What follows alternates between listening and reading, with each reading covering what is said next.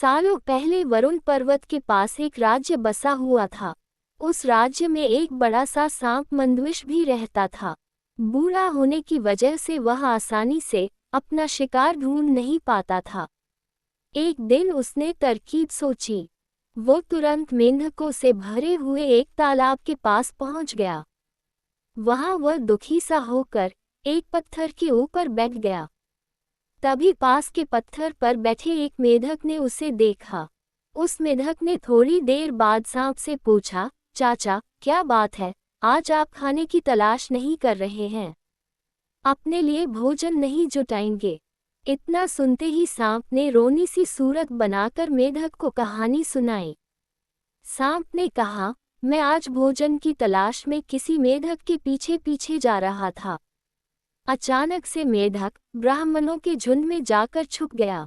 मेढक को भोजन बनाने के चक्कर में मैंने गलती से एक ब्राह्मण की बेटी को काट दिया, जिससे उसकी मौत हो गई।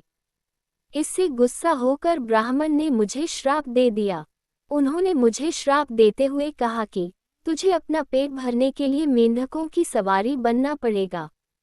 इसी वजह से मैं इस तालाब के पास आया हूँ। ये बात सुनते ही वह मेढक तुरंत तालाब के अंदर गया और अपने राजा को सारी बातें बताई। राजा कहानी सुनकर हैरान हुआ। पहले तो उसे बिल्कुल भी यकीन नहीं हुआ, लेकिन कुछ देर सोच विचार करने के बाद मेंढकों का राजा जलपाक तालाब से बाहर निकलकर एकदम कूदते हुए सांप के फन पर जाकर बैठ गया। राजा को ऐसा करते हुए देखकर अन्य मेंढकों ने भी ऐसा ही किया।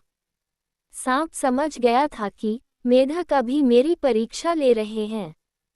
सांप भी बिना विचलित हुए आराम से सबको अपने फन पर कूदने दे रहा था और उन्हें घुमा रहा था। इसके बाद मेंढकों के राजा ने कहा, जितना मज़ा मुझे सांप की सवारी करके आया, उतना मुझे आज तक किसी की सवारी करके नहीं आया। मेंढकों का भरोसा जीतने के बाद अब धीरे धीरे सांप हर दिन मेंढकों की सवारी बनने लगा। कुछ दिन बाद चतुर सांप ने अपने चलने की गति थोड़ी धीमी कर दी। ये देखकर मेंढकों के राजा जलपाक ने पूछा, हे सर, तुम्हारी चाल इतनी धीमी क्यों है? इसके जवाब में सांप ने कहा, एक तो मैं बूढ़ा हूँ और ब्राह्मण के श्राप की वजह से बहुत दिनों से भूखा भी हूँ। इसी वजह से मेरी गति कम हो गई है। इतना सुनते ही राजा ने कहा, तुम छोटे छोटे मेढक को खा लो। ये सुनकर मन ही मन सांप बहुत प्रसन्न हुआ। उसने कहा, राजन, मुझे ब्राह्मण का श्राप है, मैं मेढक खा नहीं सकता हूँ, लेकिन अगर आप कहते हैं तो मैं खा लेता हूँ। ऐसा करते करते वह रोज छोटे छोटे मेढक खाने लगा और वह तंदुरुस्त हो गया। अब सांप को बिना किसी मेहनत के खाना मिल रहा था। सांप काफी प्रसन्न था। मेढक सांप की चाल अब तक नहीं समझ पाए थे। मेढक के राजा को भी सांप की इस साजिश की भनक नहीं लगी। होते होते एक दिन सांप ने मेढक के राजा जलपाक को भी खा लिया और तालाब में रहने वाले सारे मेंढकों के वंश का नाश कर दिया। कहानी से सीख मिलती है कि किसी भी शत्रु की बात का जल्दी से भरोसा नहीं करना चाहिए। इससे खुद की और अपने लोगों की हानि होना निश्चित है।